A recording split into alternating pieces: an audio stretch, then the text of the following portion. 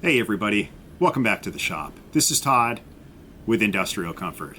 In today's video, I'm going to show you why you should never throw out scrap wood like this you probably have laying around your workshop that's ultimately going to be destined for your fire pit.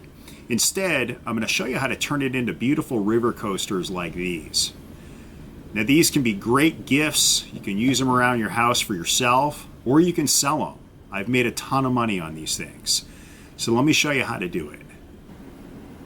For the river coaster project, I'm using an extra log here from a cutoff from a larger piece of ash wood that fell down at my neighbor's house. Now there are a lot of things I could do with this, but I thought a river coaster project would be perfect because it's not too big and it's the right length at about 18 inches.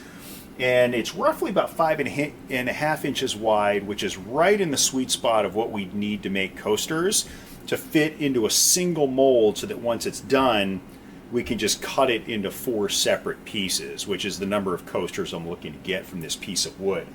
Now the first thing I'm going to do is cut it at about 1.25 inches of thickness. And the reason I'm doing that is that I'm going to have to plane this a few times, not only because it's bowed here from my initial cut, but I'm going to have to run it through the planer to get a nice flat reference side on either end. Then once it comes out of the resin mold, we'll have to plane again to get everything nice and clean. So I'm going to go ahead and cut this first. Once that's done, we'll run it through the planer and get everything shaped before we cut the river pattern.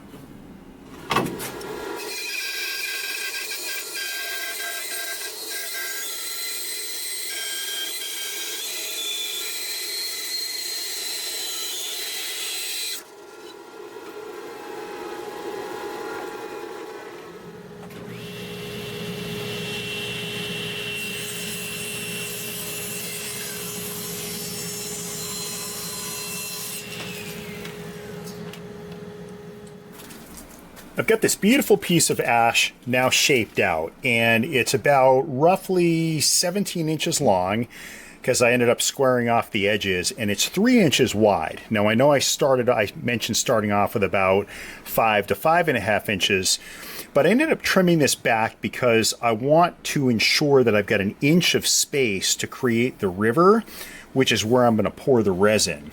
So for this next step, I am just going to draw a sloping snake that I'm going to trace with the bandsaw here, and that's going to be our river.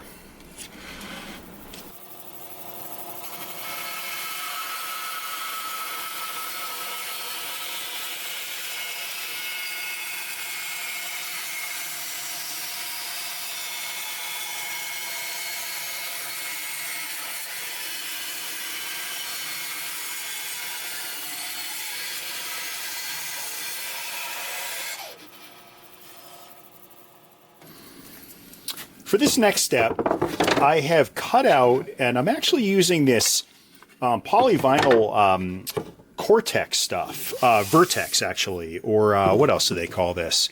AZEK. And it's just this, essentially the PVC trim that people use on their house. And I figured it would be maybe a little bit better to use than wood in terms of ensuring that we're not going to get the resin to stick to this material. So what I like to do is put everything together first with double-sided tape, and I'll put it together using almost like a pinwheel configuration, as I find that doing this is the best way to effectively pull this thing apart when I'm done. And this way I also don't have to take exact measurements for either the width or the length except for this bottom piece right here. So I'll go ahead and tape this stuff up, and then what I'll do is hit it with a glue gun just to make sure that everything is sealed up nice and tight.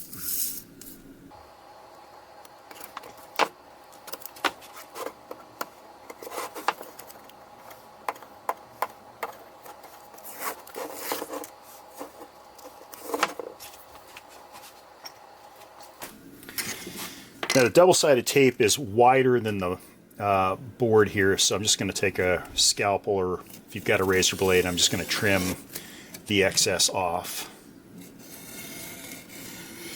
otherwise I'm not going to be able to get this thing off the work table.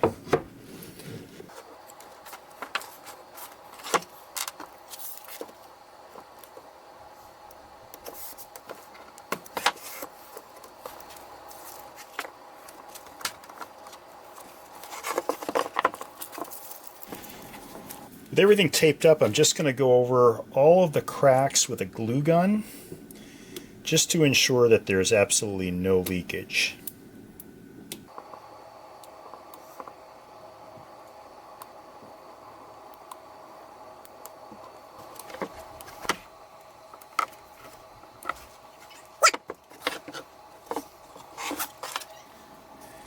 Now, before I use this plastic mold I just created, I'm going to spray the heck out of it with some mold release lubricant.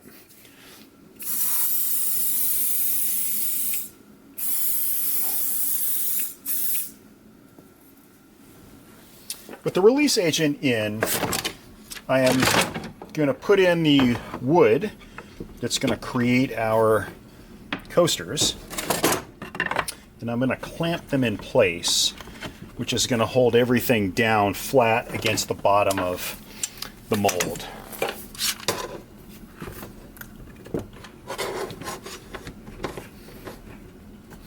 And I realized that I'm going to have to get some blocks, as the sides here are pretty narrow. Now, off camera, I placed the wood in the mold here, and I use these blocks so that the clamps will be elevated above this mold. I've also mixed up some epoxy resin, and I didn't want to make you guys watch this on camera while I did it because it takes a while. But what I'm going to do is just add in some blue. Ooh, way too much blue pigment. However, I kind of have a feeling that I didn't mix up enough resin anyway, so I'll be able to dilute this possibly by doing another batch. All that's left to do now is just pour it into the river channel that we created earlier and let it sit up. Now, I am not going to pour this all the way to the top. I'm going to intentionally leave some well below the rim here, as it's going to be easier for us to plane without the resin once we get it to its final thickness.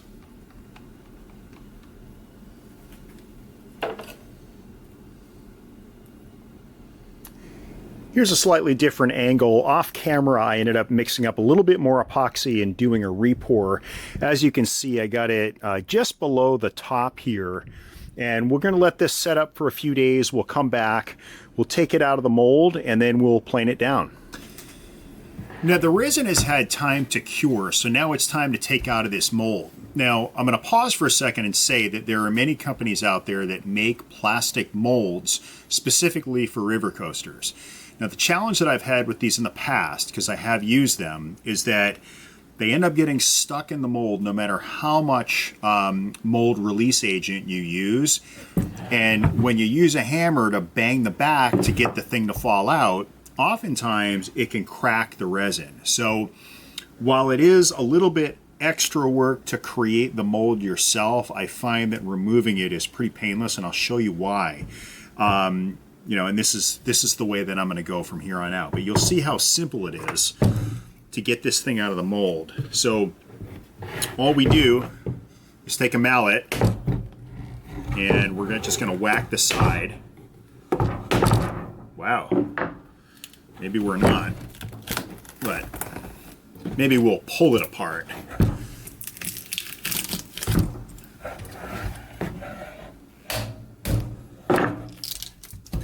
And I have noticed, now this is the first time that I'm using this PVC stuff. Now, on this side, it did end up breaking, which is no big deal because we have to trim the ends anyway to get everything square.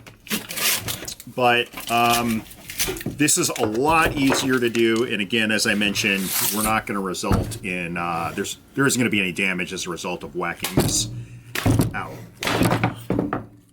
And there we go. Now, the bottom is going to be a whole other story. So what I tend to do in these particular situations is use a paint scraper to at least separate the two. Once I get that separated, what I'm going to end up doing, and it's amazing to me, no matter how much release agent I use, like these things are just always stuck in here. And again, that's why I don't like using the pre-made molds. So once I get it out of here, we're going to bring it over to the planer and we're going to remove all this excess wood here. And then that's going to give us a nice flat surface. We'll just make sure, take a look at what the bottom looks like, see if we need to plane the bottom as well. And then we'll get down to cutting and sanding.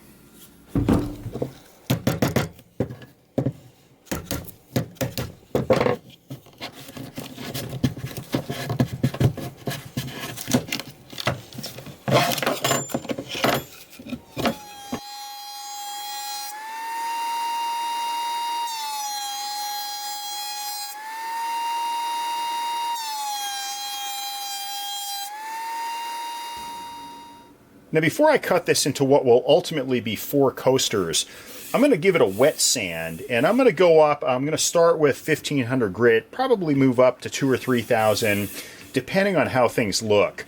I definitely want to get rid of a lot of the planer marks that were left over from older blades. So whenever you're dealing with resin, you always want a wet sand, and let's get started.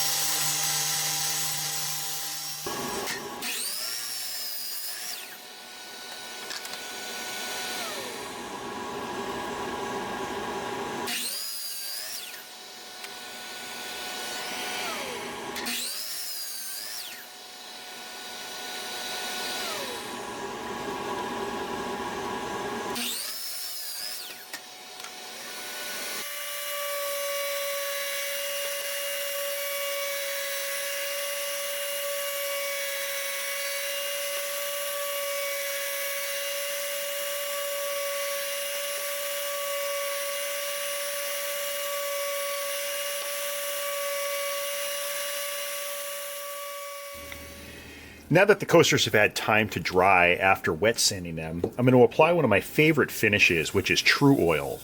Now, I prefer to use this because it's significantly more durable than using a mineral oil or a beeswax.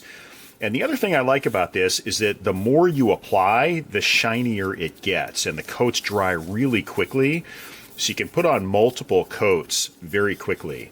The only downside, if there is a downside at all, is that it is a little bit more amber in hue than a straight mineral oil or beeswax. And here we've got some beautiful river coasters made from some scrap wood. I hope you found this helpful. If you did, please give me a thumbs up and subscribe. Thanks for watching.